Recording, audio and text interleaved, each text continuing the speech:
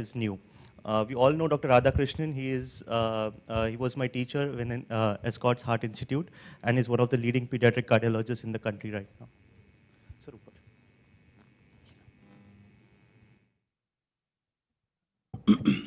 Thank you. I would like to thank Dr. Prashant and Dr. Snehal for having invited me to this lecture here.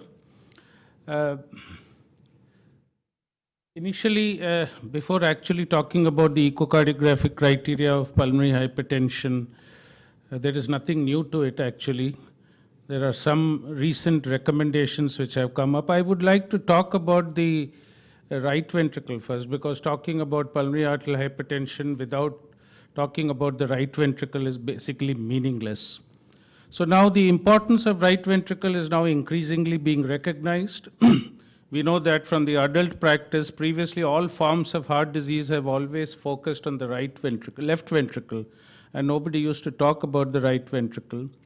All the parameters, quantification of cardiac dysfunction has always been emphasizing on left ventricular abnormalities. Even now, when we talk about right ventricular abnormalities, there are so many things that we are borrowing from the left ventricle.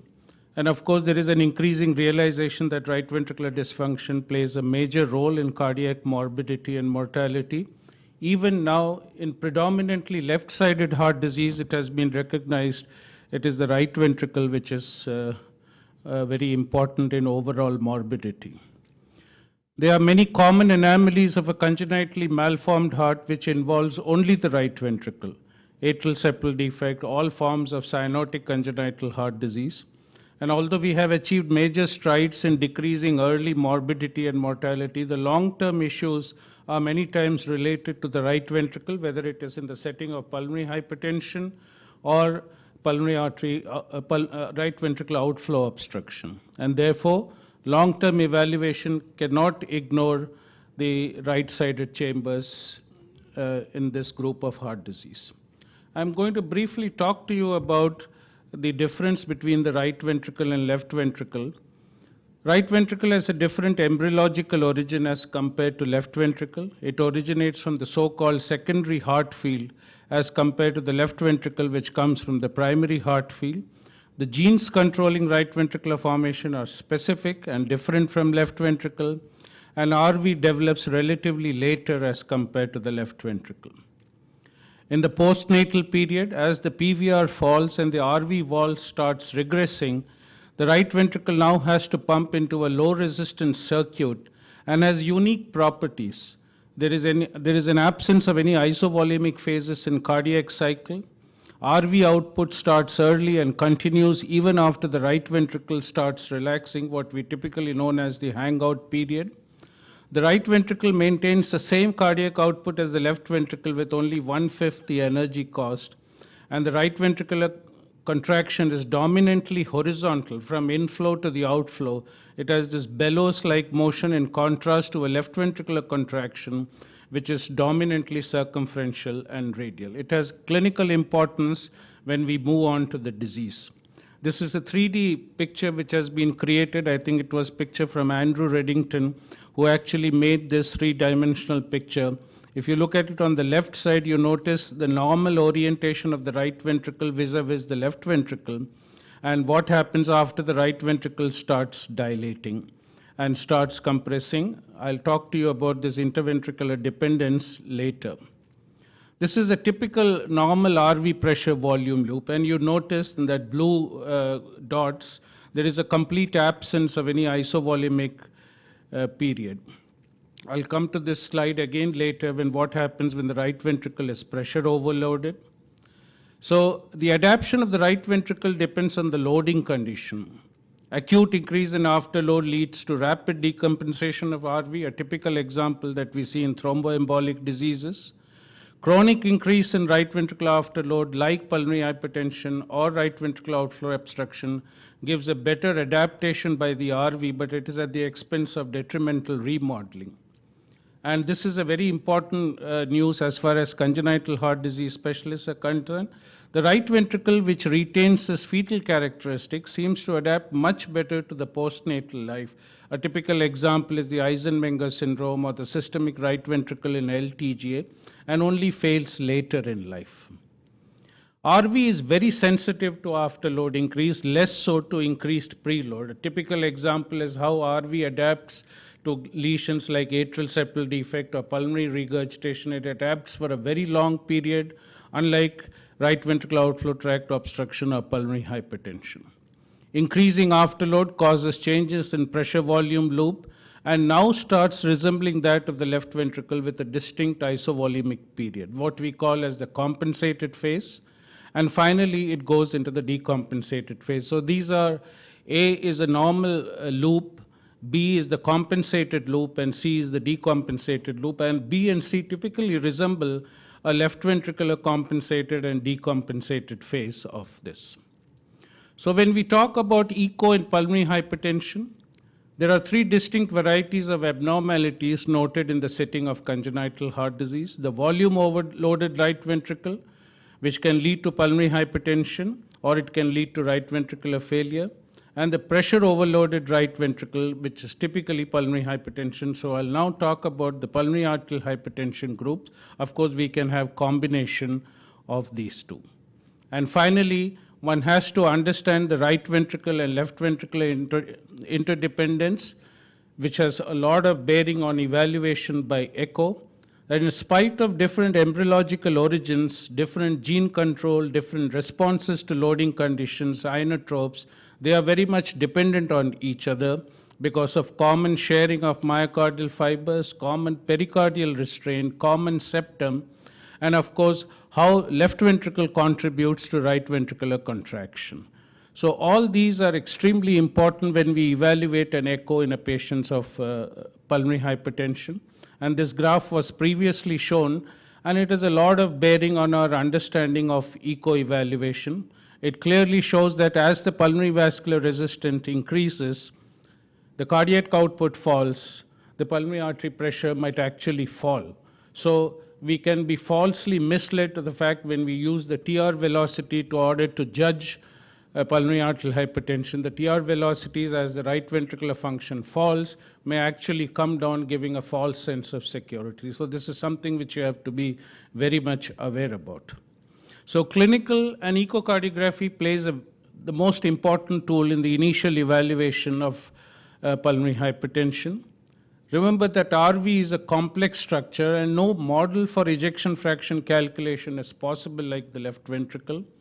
There are other evaluation modalities which now play important role in the evaluation of the right ventricle, the MRI, 3D echogram, the global longitudinal shortening, etc.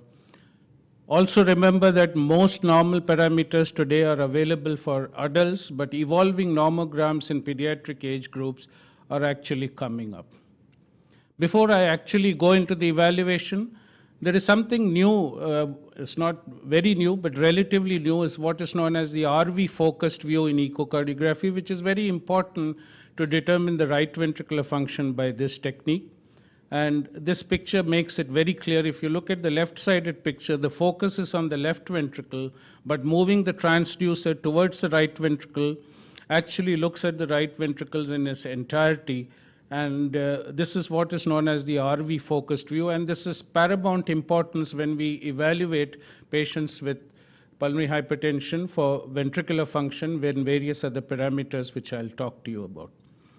So echo in pulmonary hypertension involves two components. One is actually the estimate of the pulmonary artery pressure, and second, which is equally important if not more, is the right ventricular functional assessment. PA determination on echo is as best an estimate. It never gives any accurate reading because there are so many factors which go into our estimate of pulmonary artery pressure by echocardiography. We don't take into account at that moment of time the cardiac output, the right ventricular function, the pitfalls in Bernoulli equation in trying to convert a velocity into gradients. The estimate of the RV pressure is at best an estimate. It never gives you the accurate values of RV pressure. The quality of the TR jet is so important. The alignment, the envelope, the gain, and the quantum of the tricuspid regurgitation, which has actually no relationships to the severity of pulmonary hypertension, all plays a role. So typically we take the TR velocity, convert it into gradients. We will take the PR velocity, convert it into gradients, and both involves using the modified Bernoulli equation and the estimate of the right atrial pressure, and we all know the inaccuracies of these techniques. So TR velocity predicts the RV pressure, which we assume it to be equal to the PA pressure, and of course it is invalid in the presence of pulmonary stenosis. The PR velocity, if you take the PR velocity, it is supposed to predict the mean PA pressure when you add it to the RA pressure, and the end diastolic pulmonary regurgitant velocity when it is added to the PA pressure gives an estimate of the right atrial pulmonary artery diastolic pressure. There are some qualitative parameters like the RVOT acceleration time, which could be useful when you don't have tricuspid regurgitation or pulmonary regurgitation, but at best it is a qualitative assessment. There are regression equations now available in order to calculate pulmonary. After all, as pediatric cardiologists, the most important bit of information that we want is the pulmonary vascular resistance, because that is what determines the prognosis. There are various regression equations which are available to calculate PVR, but none of them have been validated and should not replace invasive measurements by right heart catheterization. And it is currently not recommended by the American Society of Echocardiography in trying to calculate pulmonary vascular resistance, because there are so many fallacies in trying to do all this. So what the European Society of Cardiology in 2015 recommended was, instead of trying to use these Bernoulli equation, trying to estimate the RA pressure, let us just talk about the velocity. And then they classified it into 3 groups. If the velocity is more than 3.4, it is definite PAH. If it is less than 2.4, 2.8, then probably there is no PAH. And in between these values, between 2.8 and 2.3, what they did was they used the other echocardiographic criteria. That is the right ventricle and left ventricular basal diameter, which we have now spoken about, flattening of the intraventricular septum, which we know happens whenever the right ventricular pressure exceeds, the right ventricular outflow Doppler acceleration time of less than 105 milliseconds, early diastolic pulmonary. So we take into criteria, look at the ventricle, look at the pulmonary artery, and finally look at the inferior vena cava. All these criteria are very well established, and so I'm not going to talk about it in detail.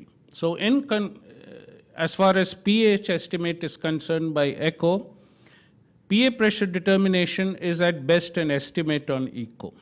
Emphasis now probably will be more on velocities rather than trying to convert them into gradients and RA pressure estimate.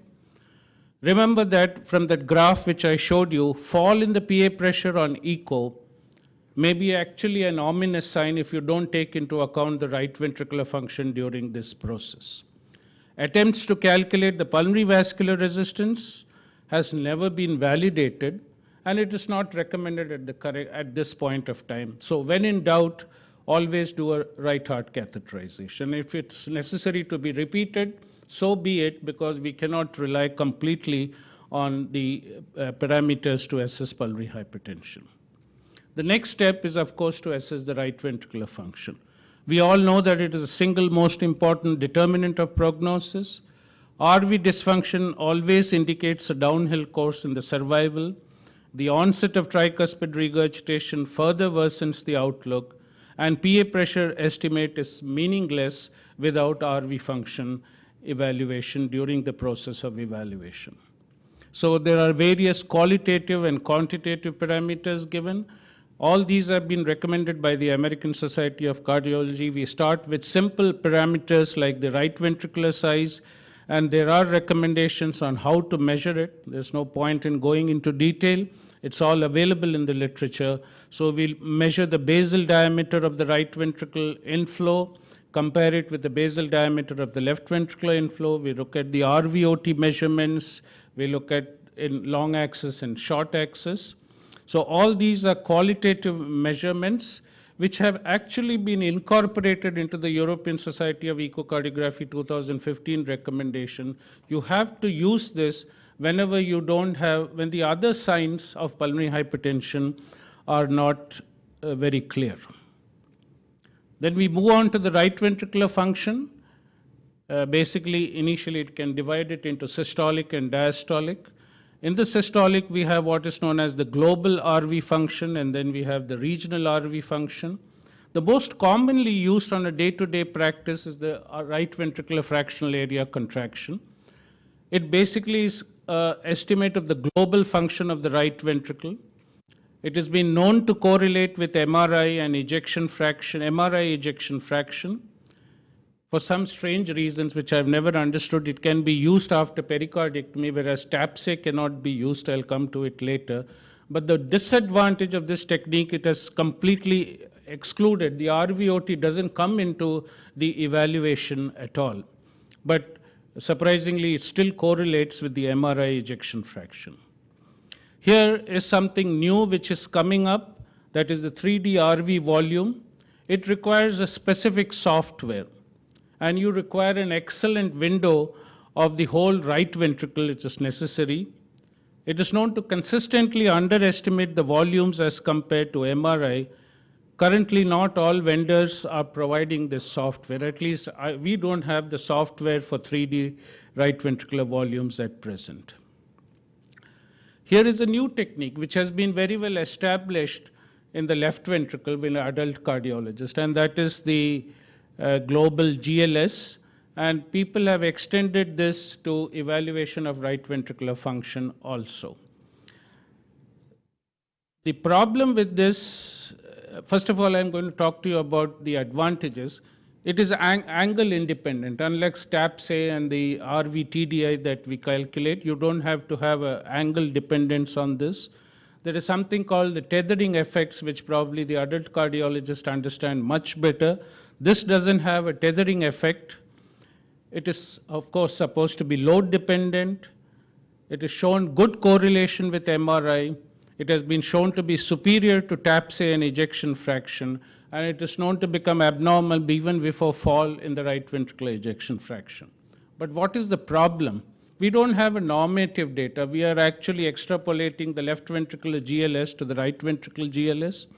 There are still some vendor issues, which even in adult cardiology is still being sorted out. That is, each vendor provides their own values, so that has still not been consistently sorted out. GLS software is actually made for left ventricle, and it is now being used for, so you're just taking one software for one particular ventricle and then putting it onto the right ventricle. Remember that it's not very easy to image the right ventricle, so GLS can be erroneous because it is so much image dependent, so much window dependent. And there is still controversy going on as far as the right ventricle is concerned. Should we use the GLS only for the right ventricular free wall, or should we include the septum also in this? That is something which has not been sorted out. There are some group of authors which feel that you should use only the GLS of the right ventricular free wall and exclude it from, exclude the intraventricular septum from evaluation. The most important thing, we still don't know what the values are. We are just using the same normative values for left ventricle and right ventricle. Then, of course, you have the myocardial performance index, which is supposed to be load independent. It is supposed to be after load independent. And some laboratories do routinely do this. It is recommended by the American Society of Echocardiography to do this. It takes into account both systolic and diastolic parameters, and there are certain cutoff values which represent abnormality and also has been correlated with worse prognosis. This is a relatively new technique which has been described. It is supposed to be again load independent, but not all of us do that. It uses the tissue Doppler velocities and actually measures the myocardial acceleration during isovolemic contraction. It's a difficult thing to do. It is not being done in a routine practice, but the advantage, it is said that it is supposed to be completely load independent parameter. This is something which you are all familiar with, but remember the problems with TAPSE. It is a regional function which assumes that if represents the function of a complex structure like right ventricle. It is angle dependent, so it is very much operator dependent. One has to be very careful about this. It is not usable in post-tricuspid valve repair if you have a prosthetic valve, but I've never been able to understand why not post-pericardiectomy. It has a poor correlation with MRI ejection fraction. However, it is probably useful in patients of isolated pulmonary hypertension in follow-up. So a single value might not be beneficial, but on a follow-up, it could be beneficial. The left side shows a normal TAPSE and the right side shows an abnormal TAPSE. Right ventricular tissue Doppler imaging has also been used, but it is very similar to TAPSE. We are assuming that by looking at one segment of the heart, we are extrapolating it into the whole right ventricle. It is angle dependent, very much angle dependent, but you can use both systolic and diastolic parameters can be assessed by this technology. It is what is known as the tethering effect, which means that if part of the myocardium is abnormal, you can get abnormal values because of hypercontraction of the normal area. Then we can assess right ventricular diastolic function using indirect ways like RA size, septal bulge, IVZ size and variation all gives an indication of the diastolic flow. And surprisingly, if you look at the other parameters, the tricuspid valve inflow pattern, the tissue Doppler, it's all been borrowed from the left ventricle. There is nothing new that has been given for the right ventricle. It's the same parameter that the adult people use for assessment of diastolic parameters of the left ventricle, and it's just been extrapolated into the right ventricle. So we don't know what is the validity of these parameters. So in conclusion, complex structure, RV is a complex structure, and the functions are estimated and extrapolated by regional function calculation. That is the biggest problem. Beyond childhood, echo windows, especially for the right ventricles, keeps deteriorating, especially in the postoperative period. It is impossible in the postoperative period, while assessing pulmonary hypertension, to get an adequate window. We keep on struggling with this. 3D echo has probably the potential to image the whole right ventricle, and right ventricular ejection fraction can be calculated, but it is so much dependent on an excellent window which is necessary. GLS by speckle tracking has been found to be superior to TAPSE and other regional function estimate, but it is again window dependent, and a lot of things have yet to be sorted out as far as GLS for right ventricle is concerned, unlike GLS for the left ventricle, which is being used by the adult cardiologists. So we have a gradual understanding that right ventricle is just not an innocent bystander. It contributes, when dysfunctional, in a major way to increase morbidity. It is difficult to image, quantify its function by echo, especially beyond a young child, and especially in congenital heart disease when the majority of such patients are post-operative. All efforts should be made to learn this. It's a tedious technique trying to do TAPSE, RV TDI, GLS, and all the parameters. It is a very time-consuming step, and therefore we have to learn it. It has a learning curve too. It's not easy to image the right ventricle for a beginner, and a lot of time is necessary to do that. Thank you very much for your...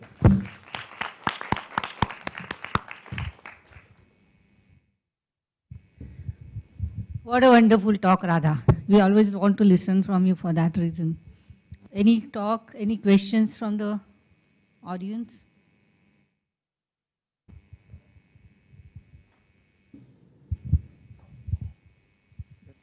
That's a lovely overview, Radha. Just one small point, as you pointed out, PVRI by echo is a problem, and one should not rely on, as you say. The only one thing which helps is the Doppler flow in the pulmonary arteries. And whenever you're in doubt, if you look at the Doppler flow, early acceleration time and the notch, suppose you find a notch in the PV systolic, that's a really good correlation with increased PVRI. And if I see a patient in a borderline operability, if you find a pulmonary, very abbreviated pulmonary artery Doppler and with a notch, I would rather think it's a very high PVRI. Absolutely, that is when...